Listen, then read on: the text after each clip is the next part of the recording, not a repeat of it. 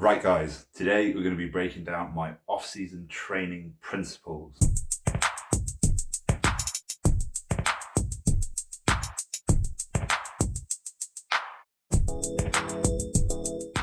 So in a week's time, next week, starting Monday, we will be starting that new training split that we spoke about in the last video, the upper-lower training split, the perfect upper-lower training split. And we're going to talk about the principles of training that we're going to be doing on that training split. So it's going to be the methodology that we're going to be using to progressively overload on all of my lifts, how we're going to keep moving the weights up, how we're going to keep moving the reps up, moving the weights up over time. So the goal of the off season is obviously to build muscle, as much muscle as we can in as little time as we can, really. I know I would say slow and steady, but we would quite like to gain as much as we can in as little time as we can. And the best way to get bigger is to get stronger. Just because you're strong doesn't mean you're big.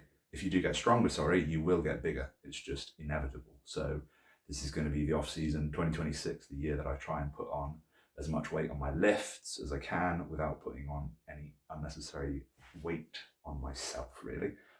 So building muscle, just the old-fashioned way by building up some more strength on the lifts that we've gone over in the last video. So how we're going to structure that, the methodology we're going to be using for those exercises, we are going to be doing 2 sets of each exercise.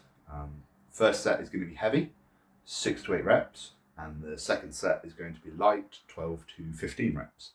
So we'll build up to a working set weight. We'll do a working set of 6 to 8 reps, and then we will strip back the weight and we will do a set of 12 to 15 reps. So that's where the reps and sets are going to be. 2 sets, 1 heavy, 6 to 8, strip off some weight, back off set, 12 to 15. And we're going to do that for the first month as we do the reversal from the cut to the off season. There's going to be a 4-week, month-long diet phase reversal where we'll reduce the cardio and increase the food slowly and get our metabolism back running to normal levels. So I will no longer be so tired and dragging my feet so much. And then after those 4 weeks, those sets are going to go and they're going to become rest pause or myo-rep sets.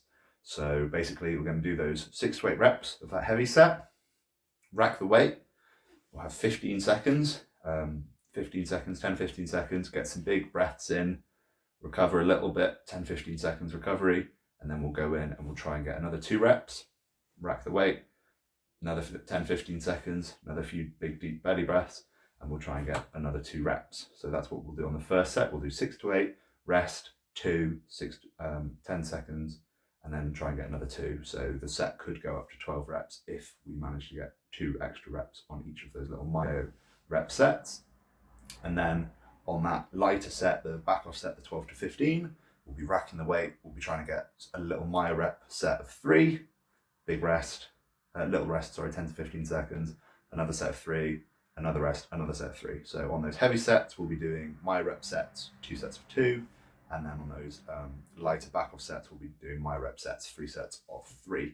So rest pause and myo-rep sets are basically the intensifier that we're going to be playing around with. We're not going to be doing drop sets, and at the moment on the cut, I am doing quite a few supersets to save time, burn a bit more energy and do everything. But the off season, I'm not going to worry about how long I spend in the gym because I'm going to be able to have so much fuel in my pre-workout food, in my intra-workout food, in my post-workout food.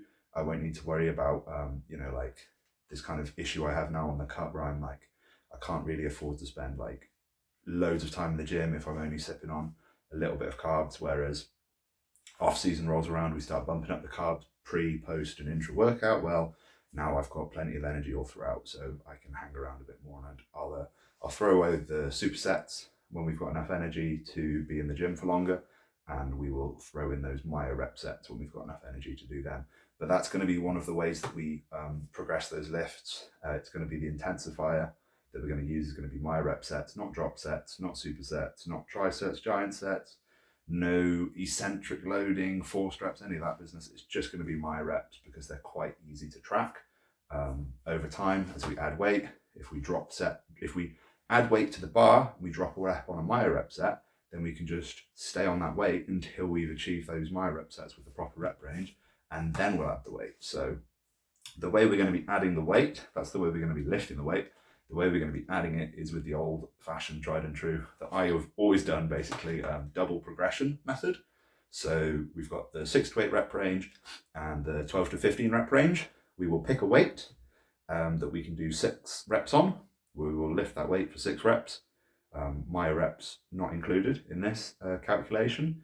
And then next week we will put on a rep, or we will try to put on a rep and do that same weight for 7 reps. And then next week we will try and do that same weight for 8 reps. And when we get that 8th rep, we will up the weight. So that's how that magic will go in terms of adding reps. If we hit the reps on a weight at the lower end, we will eventually be trying to hit that same weight with 1 more rep, and then that same weight with another rep till we're at the top end. So we go for 6, 7, 8. And if that is not possible, as in if going from doing 6 reps to doing 7 reps is too much of a jump and a bridge, and this is sort of like, there's no way of calculating. This is just me like vibing and knowing and like listening to my body, like whether I can do, like from how hard last week's 6 rep was, can I do 7, yes or no? If it felt easy, if I felt really good, I'll try and just bump up a rep. If the answer is no, then we'll take that weight and we'll put a little biscuit on either side, we're 1 1/4, and we'll just go for a tiny bit more weight for 6 reps because that's still progress. And then next week we'll try a tiny bit more weight. So it's either going to be, if it felt really light last week, we'll add a rep. If it was a real struggle last week, we'll add a biscuit. We'll add 1.5 kilo, 1.25 kilos either side, so 2.5 kilos. And then on some of the machines, where going down each pin on the stack is too much of a jump, we will go and we'll use a gym pin. We'll put a biscuit on a gym pin, and we'll just slowly increase the weight. But I also don't see any reason why on those back off sets, we'll obviously be trying to add weight to the back off sets. So if we get 12 reps on one weight on the back off set, and then we progress on that first set, the heavy set, we can also try and progress on that back off set as well. We can put some weight on, we can try and put some reps on, and we can work up the rep range of that heavy set, we can work up the rep range of that lighter set, we can work up the weight on the heavy set, and we can work up the weight on the lighter set. But as I said, this is all about getting stronger. So we're going to basically try my best to sort of bias the progress into the weight, into adding those little plates on everything, as opposed to adding the reps on everything. Because I'd like to be ideally on the lower end of both of those rep ranges and only hitting that 7th rep or that 8th rep or that 14, 15 rep on the back off set if I'm like having a really good day and we far surpass the log. But usually I'll add reps. This time we're going to just try and add weight, and hopefully after a year of just trying to add weight, if every week we add 1.25 kilos, a little biscuit to each machine on the gym pin, to each lift from a barbell, there's 52 weeks in a year. I'll be training each session, upper, lower, rest, upper, lower, upper. There is now sessions a week, so that is 260 sessions a year. If I can add 1 kilo to each lift, and I'm doing a different lift each session, we'd be absolutely lifting far more tonnage. This body will be capable of lifting a lot more weight, and the adaptation of that will have to be a lot more muscle. So that's the way it's going to be going. In terms of the recovery, because we're going to be going down in sets to 2 sets from what I am doing currently, 3 sets of everything, that should help a little bit. If it turns out I can't recover from 2 sets of everything, then yikes, we'll have to go down to 1 set of some things, 2 sets of other things. And then this, the next methodology and training principle. So obviously we've got the myo-reps we're going to be using as my intensifier. We've got the double progression, but we're going to be focusing that biased on weight.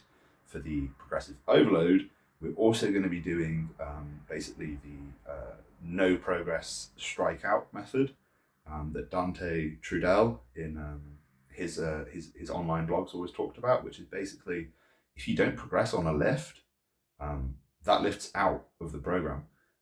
Basically, that's how he did his periodization. So let's say we're doing squats and we add a bit of weight to a squat 1 week, a bit of weight to a squat the next week, and then the next week we don't add weight and we don't add a rep and we tie.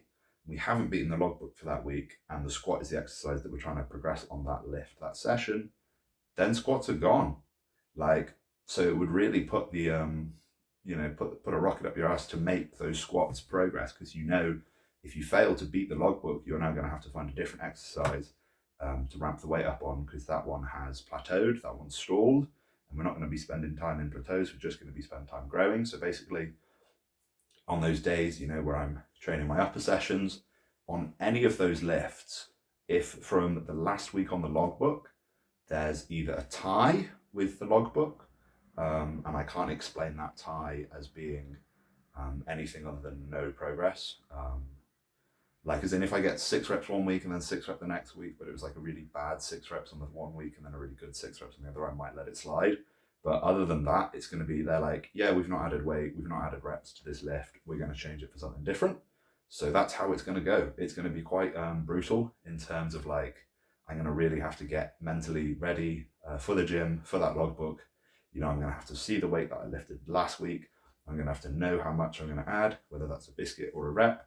Or maybe even 2 biscuits, who knows? We might go 2.5 kilos either side on some things if we're feeling it, but I don't think I'm going to try more than 2.5 kilos on either side of a bar for most jumps. So there'll only ever be like a 5 kilo jump or a 2 kilo jump in weight on every lift each week, maybe even a 1 kilo jump. I'll buy my own tiny little half a kilo plates for the bars. That would be quite cute if I had those. Maybe get some custom made half a kilo plates, with some branding on that makes them look like me, or something funny, but put those on the bar. But we're not going to be putting on 5 kilos aside, 10 kilos aside, 20 kilos aside on anything, like ridiculous kind of jumps, because that's just lose loads of reps. Obviously you'd lose loads of reps. If you didn't lose loads of reps and you added loads of weight, your form's probably crippled and the weight goes up, those exercises are staying. And then if we plateau and it's just a case that we haven't got stronger from one week to the next, even though recovery was fine, food was fine, everything was fine, then that exercise has run its course and it's time to find a different one. So yeah, we need to improve everywhere. We need to get bigger everywhere, and we're going to focus on getting stronger on everything. And then, so yeah, we'll just quickly run those things over one more time so that and I know, and you can follow along for the training principles and methodologies. So we're going to be doing 2 sets on everything. Heavy set 6 to 8, back off set 12 to 15, myo-rep set on that 6 to 8 of 2, rest 2, myo-rep set on the back off set of 3, rest 3, rest 3. And those myo-rep sets are not going to be counted into the progressive overload business. So if we get, let's say 100 kilos for 6 reps on something, and then we get 2 reps and 1 rep, and then next week we get 102 kilos on something, and we get 1 rep and 1 rep, then I'll say we progressed, because we're looking at the main front end of the set, and the myo-rep is the intensifier, basically, putting on as much weight to the bar as we can while holding the reps in the rep range. And then if we get lucky and we add a rep or 2, then we know we can add more weight for future. But if we start adding reps and we start staying at the same weight and focusing on adding the reps, then we're sort of losing the whole point of this off season, which is to get really big and strong. And then if we don't progress on a lift and it's not explainable why we didn't, that lift has run its course and it will be changed for something different, for something that I can progress on, maybe something I've not done. I want all my workouts to have their own exercises. So like the upper days will have a chest exercise and a back exercise and an arm exercise and a shoulder exercise, and they're not going to be like the same on each day. So how would you ever manage that anyway, to do like bench on Monday and then progress bench on Thursday? It's just not possible. It's going to be from week to week that we do it, and we might even need to scatter in a few different rest days along the way to make the split more manageable for recovery. So at the moment we say we're planning upper lower rest, upper lower upper rest, but there might be a few times where we will put another rest day in between some of those days, or periodically we'll just skip a day from the program and have another rest day instead, and then come back a week later on a fresher set of legs and a fresher set of muscles to see what we can do. So that's the training principles. I'm not going to bore you with any more. That'll be everything we do training principle wise. So it's all about that logbook, all about those weights. And I think in the next video, we'll talk about the diet, what meals I'm going to be eating. Yeah, diet and supplements will be what I cover next. Maybe we'll talk about cardio, recovery, lifestyle. Those are important things, like how do I get so much sleep? How do I do so much cardio? How do I have so much energy? what am I eating, those sort of things. But those are the training principles. I hope you learned something. I hope you can maybe think to yourself, oh yeah, I'd quite like to start trying myo-reps and rest pause, or oh, I could definitely do a heavy set and a back off set as my thing, or yeah, maybe I should start looking at, if I plateau on something, just changing it out straight away. But yeah.